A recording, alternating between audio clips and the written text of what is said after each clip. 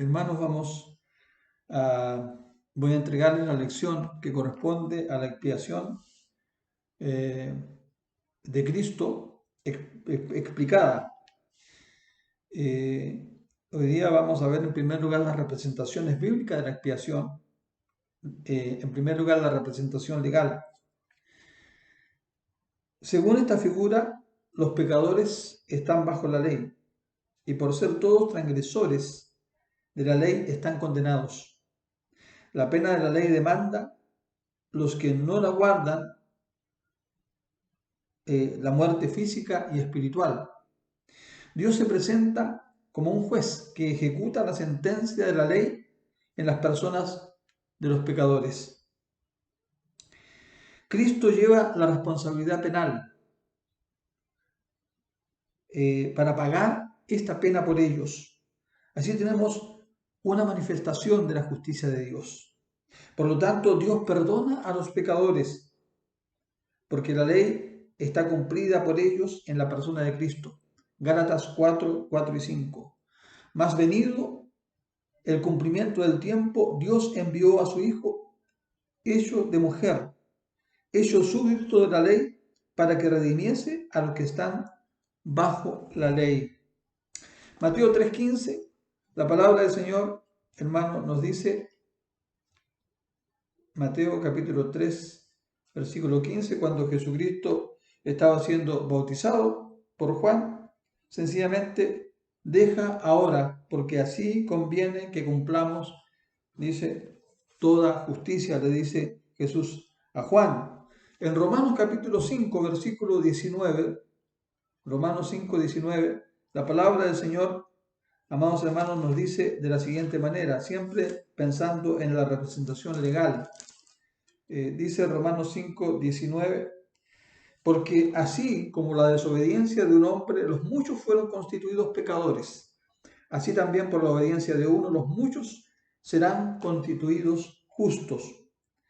Gálatas capítulo 3, Gálatas 3:13, la palabra del Señor nos dice allí, Cristo nos redimió de la maldición de la ley, hecho por nosotros maldición, porque está escrito, maldito todo aquel que es colgado en un madero.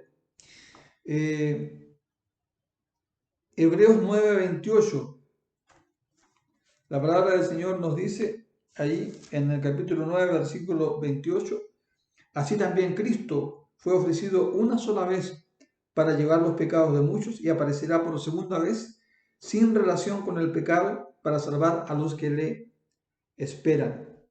Y Romanos capítulo 3, versículos 25 y 26, la palabra del Señor nos dice, a quien Dios puso como propiciación por medio de la fe en su sangre para manifestar su justicia a causa de haber pasado por alto en su paciencia los pecados pasados, con la mira de manifestar en este tiempo su justicia, a fin de que Él sea el justo y el que justifica a los que, al que es de la fe de Jesús.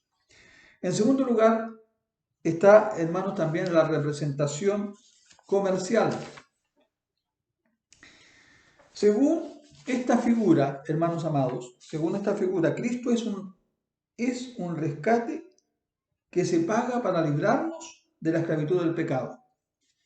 En estos pasajes se hace uso de la preposición anti, que es la preposición de precio, cambio, etc. Cristo se presenta como el precio de nuestra libertad del pecado y de la muerte.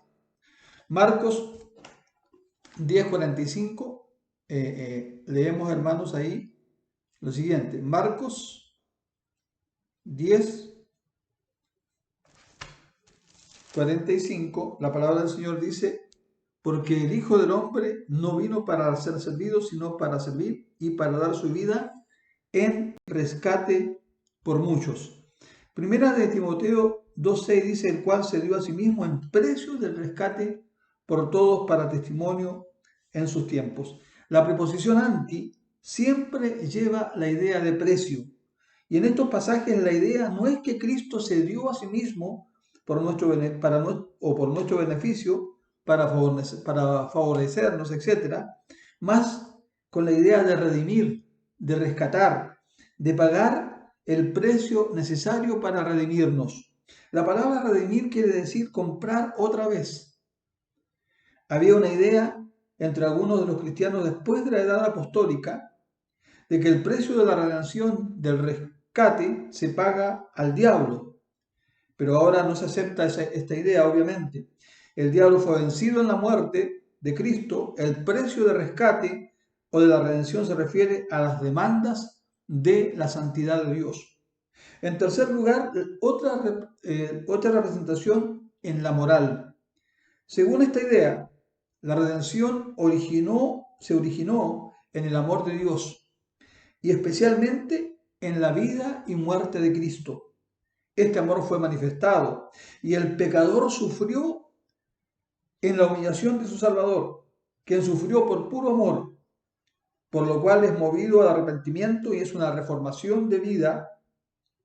Somos todos por naturaleza egoístas, pero la influencia de la vida y muerte de Cristo es para librarnos del egoísmo al considerar al Salvador en la agonía de la cruz. Se admite la influencia moral, que la influencia moral es poderosa para enternecer el corazón y hacer que los pecadores con fe en Cristo cambien su vida, porque de tal manera amó Dios al mundo que ha dado su Hijo unigénito para que todo aquel que en él cree no se pierda, mas tenga vida eterna. Juan 3:16, Romanos 5:8, mas Dios muestra su amor para con nosotros, en que siendo aún pecadores, Cristo murió por nosotros. Y primera de Juan 4:9, en esto se mostró el amor de Dios en nosotros, en que Dios envió a su Hijo unigénito al mundo para que vivamos por él. En cuarto lugar, hermanos, la expiación como sacrificio. No se puede hacer, hermanos, una mejor explicación que esta. Es una obra de mediación sacerdotal que reconcilia a Dios con los hombres. El término reconciliación se usa en el sentido ordinario de quitar la enemistad, no de la persona que ofende, sino de la persona ofendida. También es un sacrificio por el pecado, en favor de los transgresores. Es una propiciación que satisface las demandas de la santidad ultrajada y una sustitución de la obediencia y sufrimiento de Cristo por los nuestros. Estas ideas, hermanas y hermanos, cuando se estudian juntas, enseñan que la muerte de Cristo se demanda por el atributo de justicia de Dios o de la santidad, si los pecadores han de ser salvos. Como mediación sacerdotal, podemos ver, hermanos, lo que dice Hebreos capítulo 9, versículos 11 y 12. La palabra del Señor nos dice de la siguiente manera, dice así: pero estando ya presente Cristo, sumo sacerdote de los bienes venideros, por el más amplio y más perfecto tabernáculo no hecho de manos, es decir, no de esta creación, y no por sangre de machos cabríos ni de becerros, sino por su propia sangre, entró una vez para siempre en el lugar santísimo, habiendo obtenido eterna redención. Y Romanos capítulo 5, versículo 10, Romanos 5:10, la palabra del Señor nos dice, hermanos amados, de la siguiente manera. Dice así: porque si siendo enemigos fuimos reconciliados con Dios por la muerte de su Hijo, mucho más, estando reconciliados, seremos salvos por su vida. Entonces, la obra de reconciliación se refiere a la justa ira de Dios en contra de los pecadores en sus pecados. Cristo es el sacrificio por el pecado. Juan 1:29 dice: he aquí el Cordero de Dios que quita el pecado del mundo. La palabra aquí traducida, hermanos, quita y hermanas, se expresa mejor con la palabra lleva o por la palabra lleva, porque Cristo quita el pecado del mundo al llevarlo él mismo en su santa persona, ¿cierto? En Isaías capítulo 53, vamos a buscar, hermanos, Isaías 53, 6 en adelante, 53, 6,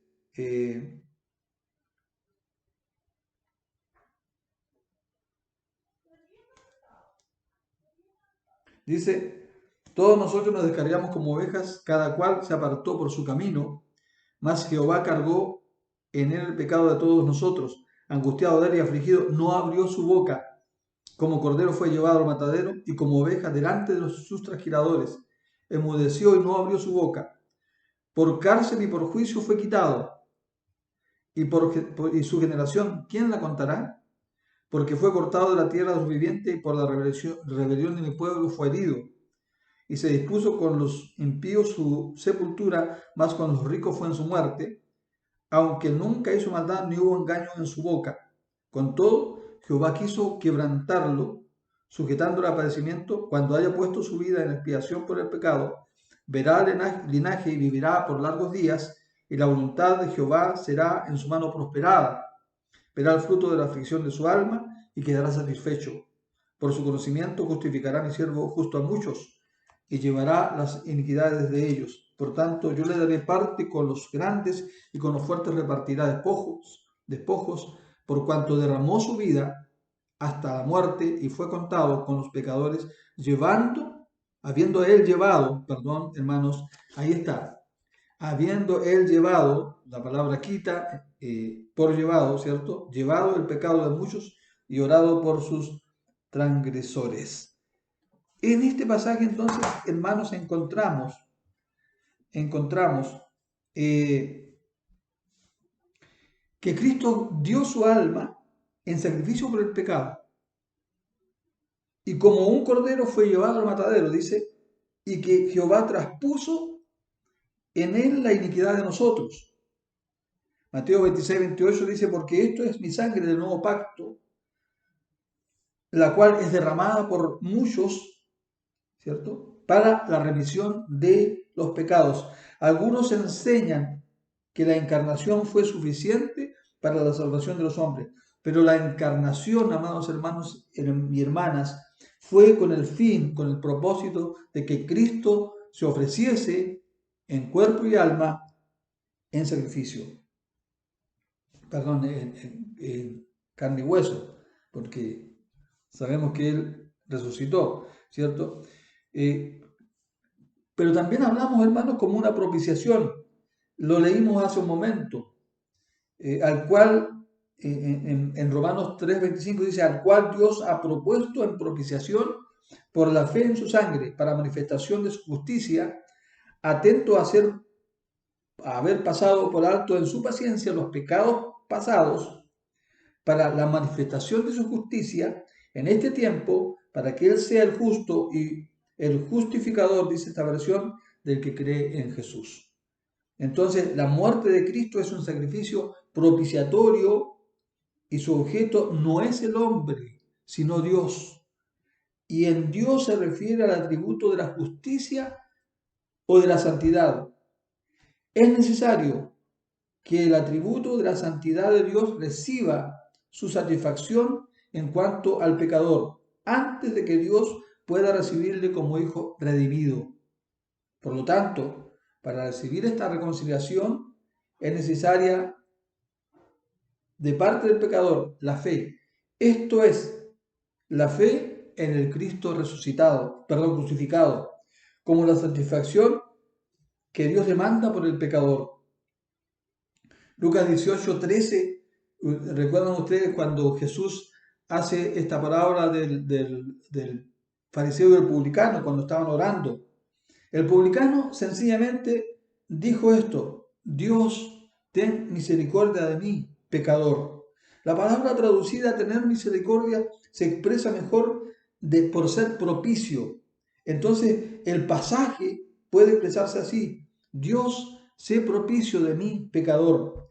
Hebreos 2:17, por lo cual fue necesario que en todo fuera semejante a sus hermanos, dice Hebreos, para que fuese un sumo sacerdote misericordioso y fiel en lo perteneciente a Dios, a fin de expiar los pecados del pueblo. La muerte de Cristo no es solamente para influir en el ánimo del pecador, sino para expiar lo que se demanda por la santidad de Dios en cuanto al pecado como sustituto. Lucas 22:37 dice, porque os digo que aún es menester que se cumpla en mí aquello que está escrito, y con los malos, o con los criminales, o con los pecadores fue contado. Debemos comparar este pasaje con Levítico 16, 21 y 22, hermanos. Levítico 16,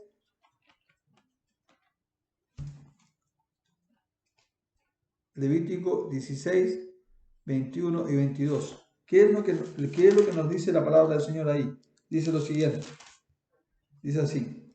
Y pondrá Aarón sus manos sobre la cabeza del macho cabrío y confesará sobre él todas las iniquidades de los hijos de Israel, todas sus rebeliones y todos sus pecados, poniéndolos así sobre la cabeza del macho cabrío, y lo enviará al desierto por mano de un hombre destinado para esto. Y aquel macho cabrío llevará sobre sí las iniquidades de ellas a tierra inhabitada, y dejará ir al macho cabrío por el desierto.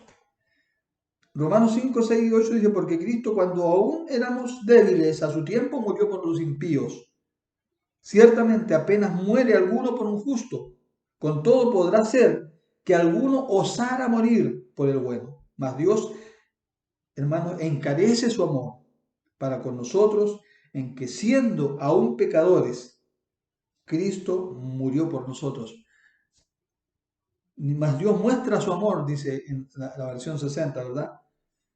Para con nosotros, en que siendo aún pecadores, Cristo murió por nosotros. En conexión con esto debemos también estudiar Isaías 53, 5 y 6, como lo que acabamos de leer hace un momento. Primera de Pedro 3, 18 dice, porque también Cristo padeció una vez por los pecados, el justo por los injustos, para llevarnos a Dios, siendo la verdad muerto en la carne, pero vivificado en el Espíritu. En estos pasajes, como en muchos otros semejantes, hermanos, se prueba que Cristo se sacrificó en lugar del pecador.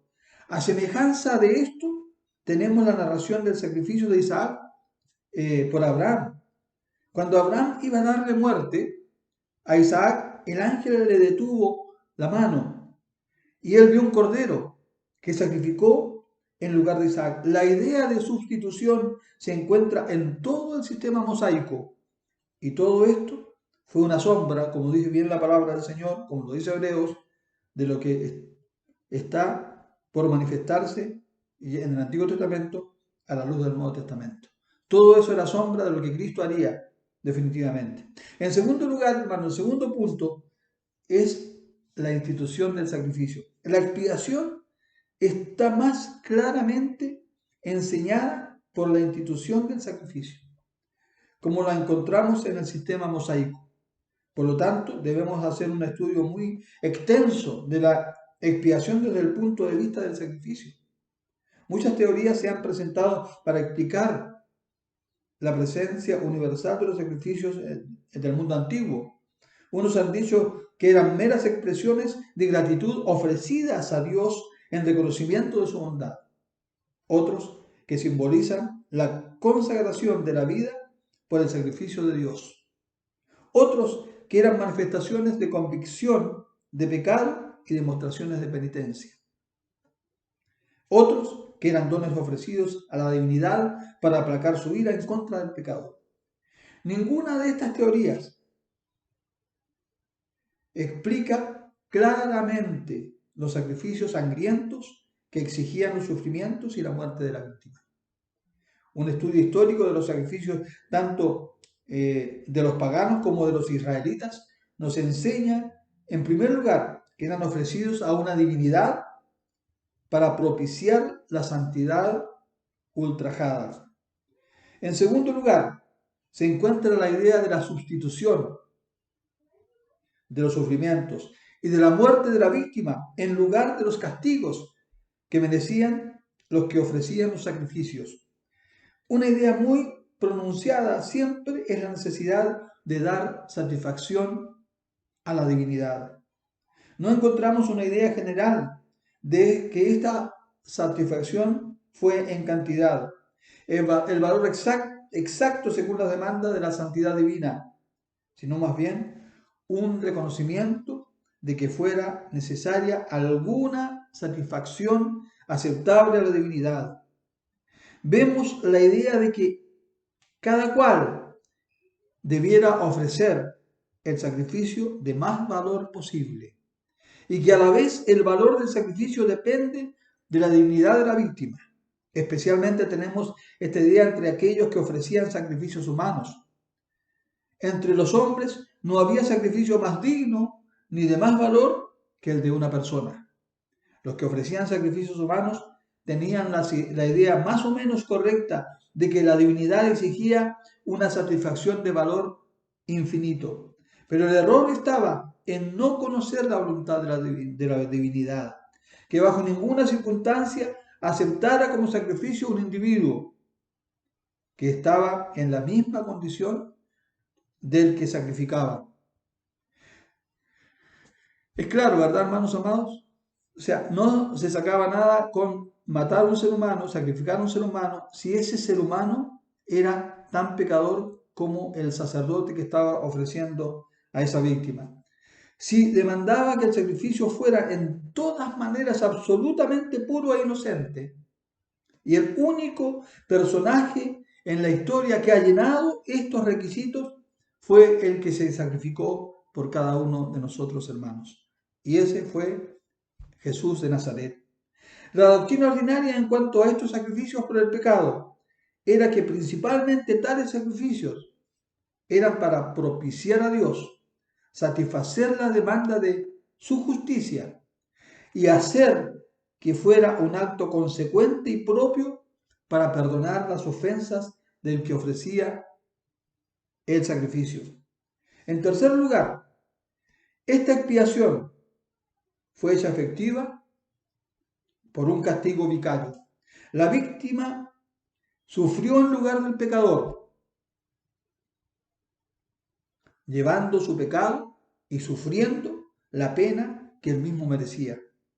La propiciación de Dios se consigue por la expiación de la culpabilidad, la propiciación de Dios se consigue por la expiación de la culpabilidad por medio de un sacrificio que cubra el pecado, de tal manera que el pecado no aparezca delante de Dios. El argumento, por lo tanto, es que las Escrituras expresamente declaran que estos sacrificios se hacían para la expiación del pecado. Esta idea se expresa por la palabra que significa cubrir, esconder, borrar o expiar. Por lo tanto, esta sustitución significa lo que libra el de castigo o del mal. Es la palabra ordinaria para la expiación. Las ceremonias que acompañaban al ofrecerse los sacrificios por el pecado enseñan lo que se entiende por expiación. 1. Las víctimas se escogían de la clase de animales limpios que eran propios para sostener la vida del hombre. Era necesario que fueran perfectos. Esta perfección física era un tipo de la libertad de todo pecado de parte de él, o del que iba a ser sustituto de los pecadores. Segundo, se requería del pecador mismo que trajera la víctima al altar. El servicio incluía un reconocimiento de parte del pecador de la justicia del castigo por su pecado. Tercero, las manos del pecador fueron puestas sobre la cabeza de la víctima para expresar las ideas de la sustitución y traspaso de la culpabilidad. El pecado del pecador así se ponía sobre la cabeza de la víctima. La sangre de la víctima, muerta por el sacerdote, se recibía por él como ministro de Dios y se rociaba sobre el altar o en el gran día de expiación era llevada al lugar santísimo. Si esta es la verdadera idea bíblica de un sacrificio por el pecado, entonces las Escrituras si nos declaran que Cristo fuese, si nos declaran que Cristo fuese un sacrificio, cuando menos enseñan que Él es sustituto de los pecadores, que Él llevaba la culpabilidad y el sufrimiento de la pena de la ley en lugar de ellos. Y de esta manera, ellos se reconcilian con Dios. Esto es, hizo que Dios fuera consecuente con sus perfecciones y que los pecadores fuesen perdonados y restaurados a la comunión y favor de Dios. Que los sacrificios del Antiguo Testamento, hermanos, fueron expiatorios es claro por el significado del lenguaje que se usa con referencia a ellos. Se llaman sacrificios por el pecado cuando los sacrificios se hacían por los pecadores a causa del pecado. Se decía llevar los pecados del pecador. El hacer expiación por el pecado, esto es, cubrirlo a la vista de la justicia de Dios, se declaran tener el propósito de conseguir el perdón de los pecados. No por medio del arrepentimiento o de la reformación, porque esto se presuponía antes de traer los sacrificios, pero por el derramamiento de la sangre, por dar alma por alma, vida por vida. Miren lo que dice, hermanos amados, Levítico capítulo 17, versículo 11. Dice la palabra, porque la vida de la carne en la sangre está, y yo os lo he dado para hacer expiación sobre el altar por vuestras almas, y la misma sangre hará expiación de la persona. Me parece imposible que estas y otras declaraciones semejantes del Antiguo Testamento de los sacrificios por la expiación del pecado se puedan reconciliar con la especulación moderna. Se rociaba el lugar santísimo una vez al año, en donde estaba el símbolo de la presencia de Dios, y se derramaba sobre el arca del pacto, y se enseñaba que el sacrificio terminaba en Dios por el propósito de apaciguar su ira, satisfacer su justicia y abrir el camino para el libre perdón del pecador. El significado que se asignaba a estos actos ceremoniales era que su naturaleza exigía que las mismas escrituras les asignaban. Estos actos simbólicos no admitían otra explicación sino hacer violencias al texto y a la vez por la fuerza hacer que las ideas antiguas se conformaran a las ideas modernas, que es sustituir nuestras especulaciones por las enseñanzas autoritativas de las Escrituras. La imposición de las manos del pecador sobre la cabeza de la víctima era cosa esencial en este servicio. El significado general de la imposición de manos fue el de la comunicación. Por lo tanto, esta ceremonia se practicaba en varias ocasiones. Primero, nombrar a un oficial para indicar el traspaso de autoridad. Segundo, para impartir algún don espiritual o bendición. Tercero, en sustituir uno por otro y así traspasar la responsabilidad de uno a otro.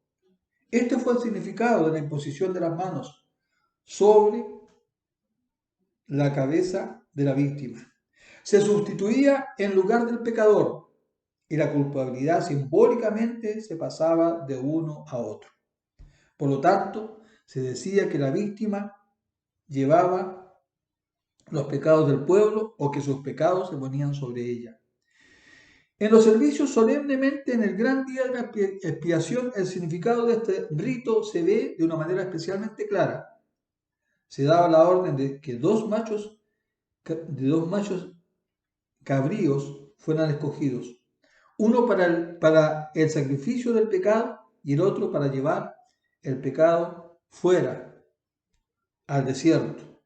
Los dos constituían un sacrificio, puesto que era imposible que uno solo significara todo lo que se quería enseñar. De manera, hermanos, que el macho cabrío que llevaba el pecado, se dijo esto: Aarón pondrá las dos manos sobre la cabeza del macho cabrío vivo y confesará sobre él todas las iniquidades de los hijos de Israel, y todas sus transgresiones, y todos sus pecados, poniéndolos sobre la cabeza del macho cabrío, y el macho cabrío llevará sobre sí todas sus iniquidades a una tierra despoblada, en este caso al desierto. En el capítulo 53 de Isaías, esta doctrina se presenta con una claridad y con una abundancia de expresión de vida que algunas personas de mala voluntad han tenido que aceptar.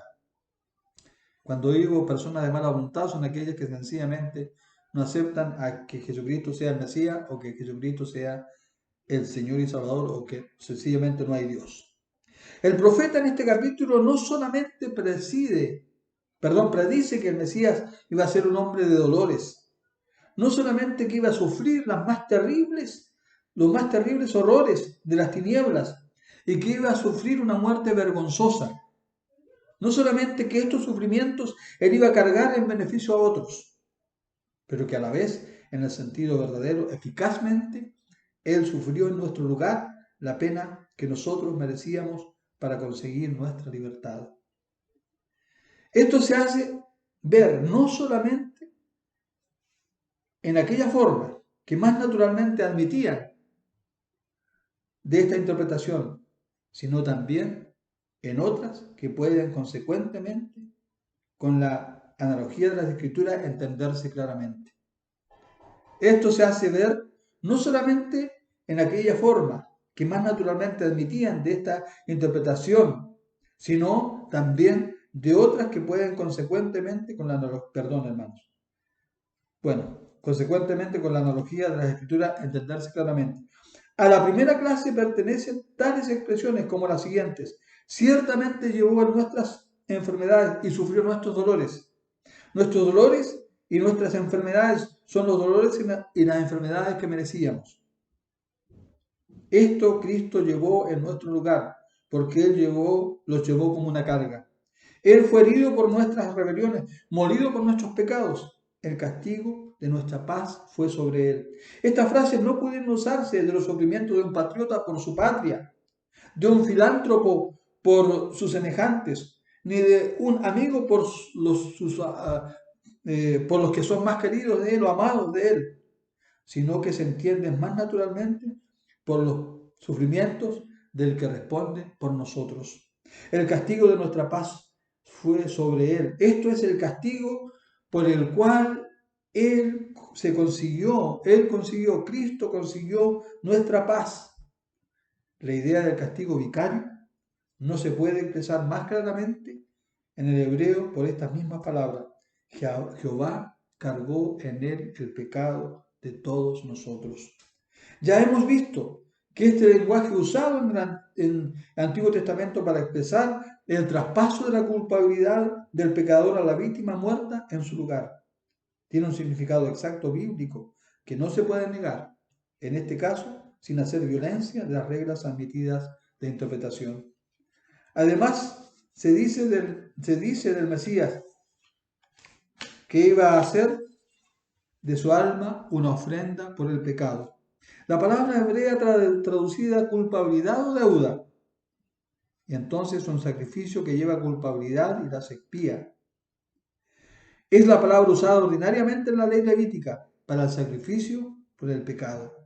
El significado literal de las palabras es, por tanto, su alma fue hecha una satisfacción por el pecado. Enseguida se dice, mi siervo justo justificará a muchos, porque él llevará las iniquidades de ellos. Fue contado con los transgresores, habiendo él llevado el pecado de muchos. Estoy haciendo alusión a Isaías 53, hermanos. Hemos visto ya que el llevar el pecado nunca quiere decir significar o efectuar un cambio moral por quitar el poder y la contaminación del pecado. Pero uniformemente en el lenguaje sacrificial de la Biblia, el llevar quiere decir el llevar la culpabilidad o la pena del pecado. Amado hermano, espero en el Señor que esta explicación de lo que es expiación del pecado pueda de alguna manera haber quedado claro para usted. Que el Señor, hermanos, les bendiga.